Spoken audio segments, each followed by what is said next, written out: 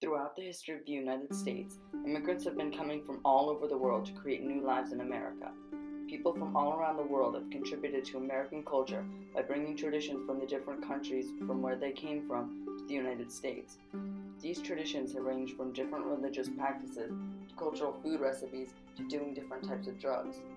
During the mid to late 1800s, immigration to the United States became more and more prevalent, with immigrants from Europe and Asia coming to make new lives for themselves and their families. When Chinese immigrants came to the United States, some immigrants brought the tradition of opium smoking to America.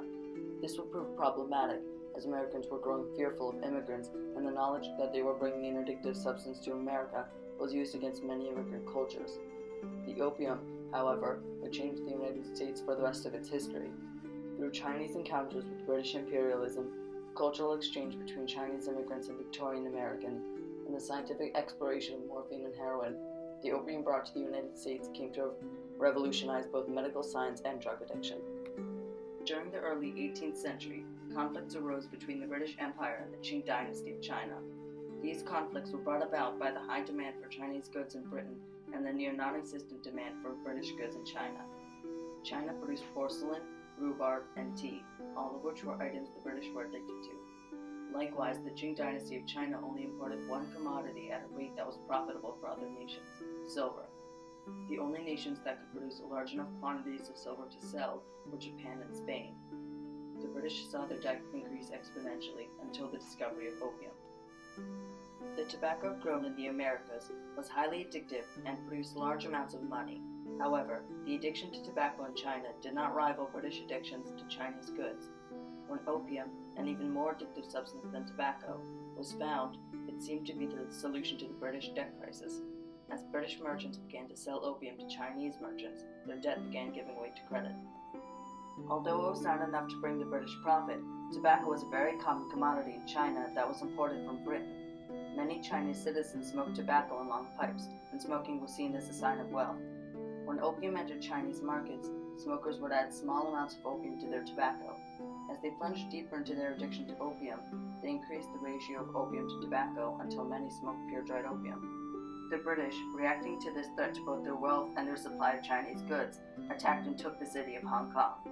This sparked a war known as the First Opium War, and the Second War followed that. At the end of the Second Opium War, Qing dynasty China was divided up by the major European powers into spheres of influence. While the emperor still was the sovereign head of the Qing dynasty China, his power was nearly completely taken away. The people of China also suffered as European exploitation policies, natural disasters, and peasant rebellions shook China to its core.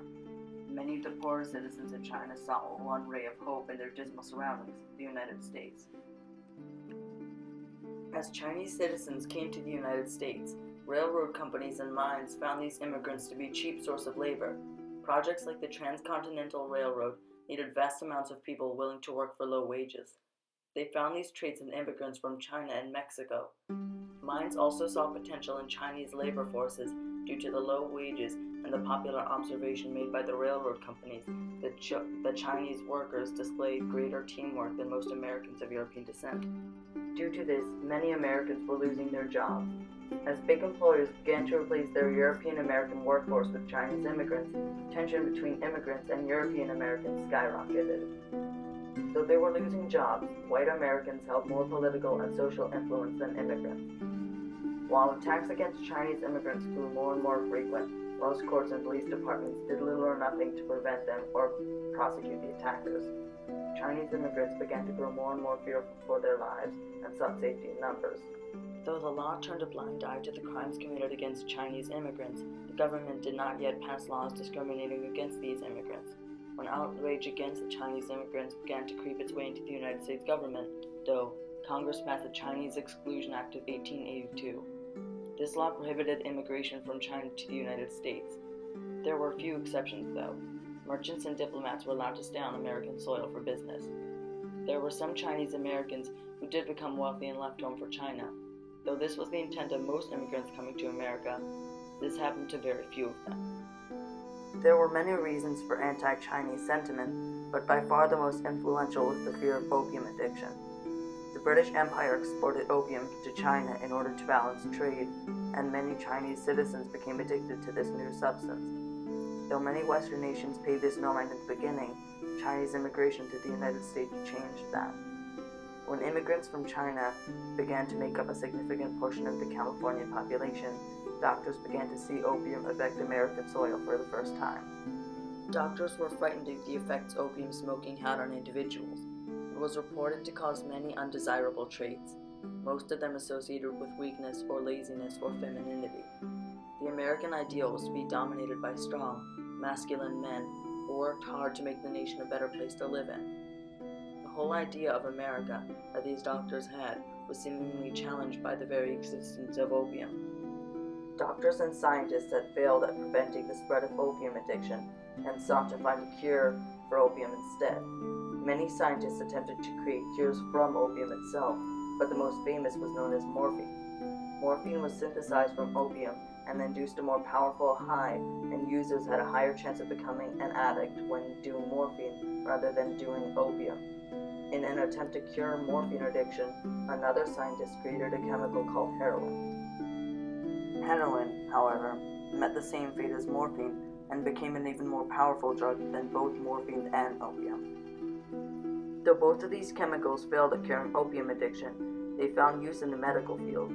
As medicine became more advanced, surgeries that altered the human body to support patients with serious illness became more widespread. Though they were useful in treating patients, they caused amounts of pain that sent many patients into shock, and patients that moved could endanger the surgeries.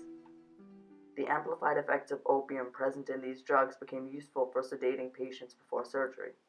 Though there were setbacks faced during the time when Chinese immigrants came from China, there were also times when the immigration benefited people on both sides of the issue. Today, the United States is facing a very similar issue with Mexican immigration. Many political leaders called for a policy of no toleration towards immigration, similar to the one many Americans took during the Chinese immigration crisis. These policies have not achieved what they were designed for. They only caused strife on both sides of the issue. It is important now to see the mistakes we made in the past and learn from them by welcoming immigrants into a nation made up of immigrants' descendants.